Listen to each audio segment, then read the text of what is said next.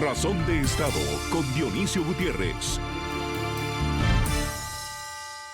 Hay momentos en la historia en que el mundo parece sostener la respiración, no por asombro, sino por incertidumbre.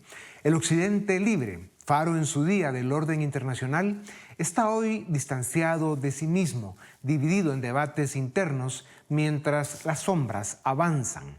La cobarde invasión de Putin a Ucrania continúa, y aunque la resistencia ucraniana ha sido heroica, el conflicto prolongado erosiona voluntades, fatiga alianzas y prueba la consistencia moral de quienes dicen defender la libertad.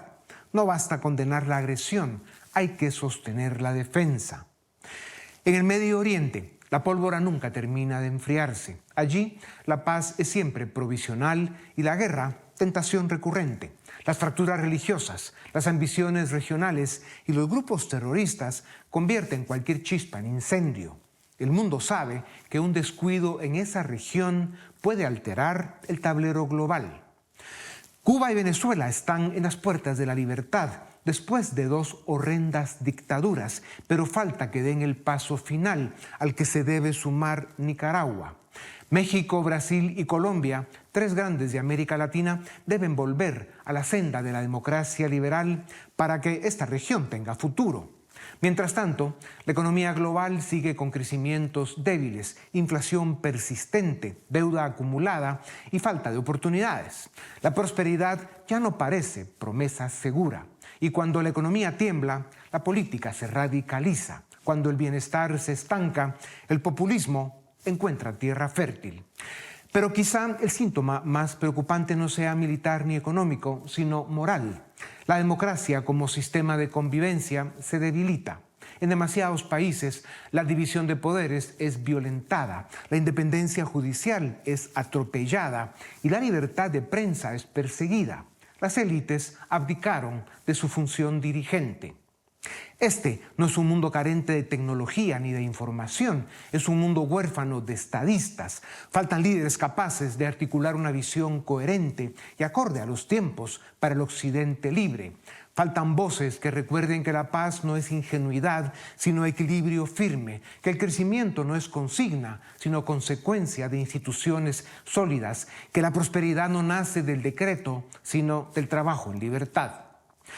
Occidente necesita reencontrarse consigo mismo, no para imponer su modelo, sino para sostenerlo con coherencia. La historia no suele ser indulgente con las civilizaciones que olvidan los principios que las hicieron grandes. La paz, el crecimiento, el desarrollo y la prosperidad son conquistas que deben renovarse y a las que solo se puede llegar por el camino de la democracia, la ley y la libertad. El mundo está en vilo. Las potencias prueban sus límites y la paz y la seguridad dependen cada día más de que las naciones respeten las reglas. Cuando esto no sucede, el Occidente libre debe estar dispuesto a dar un paso al frente. La ofensiva contra la criminal dictadura iraní busca provocar el cambio del régimen. Los bombardeos están dirigidos a las cabezas inconstantes de la tiranía y a las capacidades militares en todos los niveles. El debilitamiento del gobierno en Teherán es evidente y la alternativa no está clara. La región continúa en máxima alerta. El aparato militar iraní está severamente averiado. Su estructura operativa está gravemente afectada y está por verse cómo quedará su margen de maniobra regional. Medio Oriente merece y necesita iniciar una era de paz, desarrollo y libertad para su gente. Los estados criminales y los grupos terroristas deben ser enfrentados y puestos en su lugar. Ucrania cumple 4 años resistiendo la cobarde invasión rusa. Rusia no necesita grandes victorias para avanzar. Le basta con desgastar, presionar y esperar que Occidente se canse de apoyar a Kiev. Si el Kremlin obtiene un cierre favorable, no será la paz, sino una señal para otros actores criminales del tablero mundial. Y cuando la fuerza obtiene recompensa, otros toman nota. China observa el mismo escenario desde el Indo-Pacífico. No necesita lanzar una ofensiva inmediata sobre Taiwán para alterar el equilibrio. Le basta con aumentar la presión militar, normalizar sus incursiones y medir la coherencia de sus adversarios. Cada señal de vacilación occidental reduce el costo estratégico de una futura decisión. Ese mismo deterioro también se percibe en el hemisferio occidental. En México, el cartel Jalisco Nueva Generación opera en 28 estados y tiene presencia en 40 países. No es un fenómeno aislado. Es la muestra de cómo organizaciones criminales pueden acumular poder territorial y capacidad transnacional, hasta convertirse en un desafío estructural para el Estado. Pero el hemisferio no solo enfrenta riesgos de degradación, también atraviesa un punto de inflexión en el Caribe. Venezuela ha entrado en una etapa distinta tras la caída de Maduro. La salida del narcodictador no cierra el ciclo, apenas lo abre. Si en la transición se olvidan los objetivos de libertad y democracia y no se consolidan la división de poderes, la justicia independiente y reglas económicas claras, el vacío puede ser ocupado por nuevas formas de captura estatal. Cuba es desde hace tiempo un estado fallido. La combinación de deterioro interno y presión externa abre una posibilidad real de transición. La libertad del pueblo cubano puede ser la puerta para estabilizar definitivamente el Caribe. Occidente enfrenta una hora de exigencia. Si quiere preservar el orden liberal que dice defender, deberá hacerlo con claridad moral y constancia estratégica. La historia rara vez es indulgente con quienes toleran la erosión de sus principios. El mundo atraviesa una hora de volatilidad e incertidumbre que no admite frivolidades ni liderazgos vacilantes. Las tensiones geopolíticas se acumulan, la economía global muestra fatiga, las guerras abiertas y latentes desafían el orden internacional y la democracia liberal enfrenta cuestionamientos internos y ataques externos. No es tiempo de improvisación ni de cálculo corto, es tiempo de convicciones firmes. Los líderes que aún creen en la libertad, en el Estado de Derecho y en la división de poderes tienen hoy la responsabilidad histórica de sostener principios cuando soplan vientos adversos. Para conversar sobre el estado de ánimo del mundo, tengo el privilegio de presentarles a Óscar Vara, doctor en teoría económica, catedrático universitario y escritor. Es fundador del canal de YouTube Geopolinómicos, que les recomiendo, donde analiza la geopolítica en clave económica y ayuda a su audiencia a comprender la historia y la importancia de las instituciones que facilitan la convivencia. Doctor Vara, bienvenido a Razón de Estado. ¿Cuál de todos los conflictos que vive el mundo en este momento nos debe preocupar más? Bueno, ahora mismo el de Irán, claramente, porque es un conflicto que puede tener ondas expansivas muy importantes en el mundo. La cobarde invasión rusa a Ucrania cumplió 4 años. ¿Está Occidente haciendo lo suficiente para contener la invasión rusa a Ucrania? ¿Puede Rusia sostener su agresión sin fracturar el orden internacional? Bueno, realmente no estamos haciendo todo lo que deberíamos. Quizá Estados Unidos en los últimos tiempos ha hecho algo más, pero sabemos que un punto débil de Rusia es el mercado de los hidrocarburos y los ingresos que obtiene, ingresos fiscales que sostienen el presupuesto público a través de la venta de petróleo y de crudo. Y lo que vemos es que el crudo ahora mismo flota por los océanos del mundo en unas cantidades enormes. 160 millones de barriles de crudo ruso están ahora mismo flotando en petroleros de una flota fantasma que no están ni siquiera asegurados, y nadie hace ningún intento por impedir ese comercio que sería decisivo para afectar a las decisiones rusas, porque su economía no va especialmente bien, aunque su capacidad de resistencia no se mide en eso, sino en que, siendo una gran autocracia, siempre tendrá gente a la que llevar al matadero y siempre podrá presionar en el frente de batalla, dedicando la mayor parte de sus recursos a la cuestión militar. Ya decías que lo que más debe preocuparnos en este momento es Irán. Medio Oriente está siempre al borde de un conflicto regional. ¿Qué significa que Irán opere como un estado criminal con ambiciones nucleares, aunque en este momento logren calmar la crisis del momento? Es una gran amenaza, pero incluso si no llegaran a tener el arma nuclear, es una gran amenaza que tengan un arsenal de misiles balísticos que se pueden contar por miles de unidades. ¿Y por qué?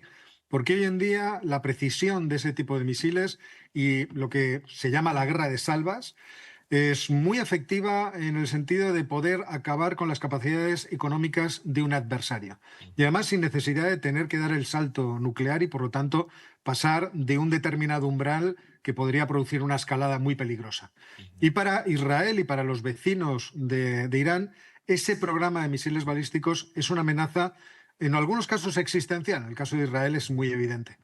Y si no se logra cortar no solamente el programa nuclear, sino el programa de misiles balísticos, tendremos un conflicto que quizá no sea el que ahora mismo parece que se nos presenta, pero otro que puede estar a meses o a menos de un año de distancia. Doctor Vara, pasando a otra parte del mundo, ¿cuál es el verdadero papel de China en este tablero global fragmentado? ¿Está China buscando equilibrio o expansión estratégica silenciosa? Eso siempre lo he intentado y es verdad que en los últimos tiempos lo tiene un poco más difícil, teniendo en cuenta que los movimientos que está haciendo Estados Unidos, incluso Europa con este nuevo escenario que el presidente Trump ha planteado, le hace las cuestiones o le hace ese tipo de ambiciones más difíciles. Pero ellos siempre han querido tener el dominio de su patio trasero, de su zona de influencia, que es el lejano oriente, es decir, todo lo que es sudeste asiático y el este de Asia. Y ahí sí que podemos encontrarnos riesgos y peligros porque, por ejemplo, Japón, que es un actor muy importante en esa región, no está dispuesto a ser pues, un tributario, un estado tributario de China. Y por lo tanto ahí tenemos que mantener todavía una gran parte de nuestra atención. Volviendo a esta parte del mundo, doctor Vara, ante la debilidad del gobierno mexicano, Washington ha catalogado a los carteles de la droga como terroristas extranjeros y la CIA ya opera dentro del territorio mexicano con drones de espionaje y otras operaciones. Si el Estado mexicano es incapaz o cómplice de esta barbarie, el narcotráfico y el crimen organizado, ¿es la intervención de una potencia extranjera el amargo precio que hay que pagar para evitar que América Latina sea gobernada por criminales? Bueno, es que México está ahora mismo envuelta en un círculo vicioso en el que la debilidad del Estado permite el crecimiento del poder de estas organizaciones criminales, que además la retan en términos de soberanía nacional incluso. Es decir, el dominio territorial, pero también la infiltración en la política, ponen en un grave peligro lo que es la autonomía, la soberanía, la independencia de México. Es hasta cierto punto comprensible que los Estados Unidos hayan dado un paso hacia adelante, porque es realmente en México donde tienen un gran problema. Pero lo que tienen que hacer es colaborar con el gobierno mexicano, con el gobierno federal, porque el interés de Estados Unidos es que México sea fuerte o lo suficientemente fuerte como para hacer frente a lo que es realmente una amenaza gravísima que compromete la posibilidad del Estado. No quiero hablar, hay mucha gente que alegremente habla de México como un Estado fallido, yo creo que hay que ser más prudentes, pero hay que evitar el que nos acerquemos a un escenario ni siquiera parecido. Claro, no, y como dices, la gravedad llega a tal extremo que el cartel Jalisco Nueva Generación opera hoy en 28 estados de México y en 40 países, utilizando armamento militar como lanzacohetes RPG-7 para derribar helicópteros del ejército. En 2023 la violencia de este cartel cobró más de 10,000 vidas. ¿Por qué el gobierno mexicano, sumido en la incompetencia populista, ha permitido que unos asesinos criminales secuestren el monopolio de la fuerza, como más o menos indicabas, y conviertan pues, a México en ese peligro de poder ser un Estado en un proceso de debilitamiento brutal al extremo de convertirse en narcoestado consolidado? Sí, la verdad es que uno no sabe si deslizarse por esa pendiente de decir aquí parece que hay incluso una colaboración o unas políticas absolutamente erradas, confundidas y que no tenían criterio ninguno, son las que se han aplicado principalmente en las dos últimas administraciones. La administración de Andrés Manuel López Obrador, con aquella intención de esto se solucionará mejor con abrazos que con balazos, pues puso al país en una deriva que ha permitido que una organización que ha comprendido muy bien cómo se puede modernizar el negocio del crimen, en este caso el cártel Jalisco Nueva Generación, pues haya ido extendiéndose no solamente en la mayoría de los estados de México, más yo creo que debe llegar a los 20 de los 30 y tantos que tiene el Estado la Federación Mexicana, sino además en 40 países. Nosotros hemos tenido en España un episodio de las fuerzas de seguridad tratando de impedir que se asiente aquí este cártel. Viendo todo esto, doctor Vara, ¿está el mundo enfrentando una crisis de liderazgo en las democracias occidentales? ¿Por qué tantos gobiernos democráticos parecen débiles ante desafíos estratégicos? Evidentemente estamos en un momento de desequilibrio. Se ha roto un orden mundial, no sabemos a dónde va el siguiente y están aflorando muchas debilidades que tienen regímenes democráticos y no democráticos. Pero en los democráticos nos fijamos más porque es la aspiración que deseamos para el mundo, con democracias liberales, con división de poderes, con protección de los derechos de los ciudadanos. Y eso es lo que ahora mismo vemos amenazado. Y en esa amenaza se está jugando una gran parte del futuro mundial. Es cierto que no sabemos dónde se van a acomodar todas las piezas, pero ahora mismo estamos en esa situación en la que las decisiones claras y la defensa clara de los valores son más importantes que nunca. Lamentablemente, por ejemplo, hablo ahora mismo de la Europa occidental, hemos perdido una gran parte de la cooperación y alianza que teníamos con Estados Unidos de América. Ya veremos si eso se puede recomponer, pero también qué decisiones toman los países europeos para tratar de protegerse en un mundo que es cada vez más incierto. Doctor Vara, ¿cuál es tu pronóstico para las dictaduras en La Habana, Managua y Caracas? Yo creo que afortunadamente muy negativo para esas dictaduras. Es cierto que no sabemos en qué plazo. El planteamiento que ha hecho ahora mismo el secretario de Estado, Marco Rubio, es un planteamiento que a algunos les ha sorprendido. Pensaban que con una acción militar decisiva se podría cambiar, por ejemplo, el camino de Venezuela, y no se ha hecho eso. Se ha optado por una transición larga en la que se vaya construyendo económicamente y políticamente el futuro de Venezuela. Y quizá este sea también el modelo que se vaya a aplicar en el caso de Cuba, porque son los dos países en los que claramente las intenciones de Estados Unidos son más evidentes. En el caso de Nicaragua no lo sabemos. Todavía no hemos tenido declaraciones claras, creo yo, ni un planteamiento concreto acerca de qué hacer con el dictador Ortega. A pesar de los esfuerzos de Washington, Estados Unidos está teniendo problemas para sostener la hegemonía global. Está reduciendo su perímetro de defensa en el Pacífico y aislando a socios históricos en el continente asiático. Si Washington sigue demostrando cierta debilidad estratégica y falta de presupuesto, ¿cuánto tiempo pasará antes de que Pekín decida tragarse a Taiwán y someta a toda la región a la oscuridad del comunismo chino? Bueno, ya sabes que aquí de forma periódica tenemos malas noticias o por lo menos designios o profecías muy negativas sobre lo que puede ocurrir. Hoy mismo teníamos algún responsable de inteligencia de Estados Unidos afirmando que no acabará 2027 sin que Taiwán sea un problema. Lo que pasa es que en medio de todo esto, los países de la región, es decir, los países del sudeste asiático y del este de Asia, están empezando a estar muy preocupados con este auge, potencia, emergencia como potencia de China. Y tenemos que fijar nuestra atención especialmente en Japón. En Japón, la primera ministra, Sanae Takaichi, que además ha tenido una resonante victoria en el Parlamento muy reciente, viene a decir que ellos no están dispuestos a someterse a nadie, que tienen que reformar legalmente los límites que les impiden tener más fuerza militar para poder moderar lo que pueda ocurrir. Y yo creo que a este tipo de estrategia a la que se va a tener los Estados Unidos de América. Es posible que ya no pueden estirarse muchísimo más en términos militares, no van a perder su condición de gran potencia hegemónica, pero sí pueden jugar a hacer acuerdos bilaterales de apoyo a países de toda esa región y, sobre todo, a armarles para frenar la capacidad expansionista de China. Doctor Vara, si viajamos ahora un momento al viejo continente, ¿qué consecuencias geopolíticas tendría un debilitamiento prolongado de Europa? ¿Sigue Estados Unidos dispuesto y será capaz de liderar el orden liberal internacional?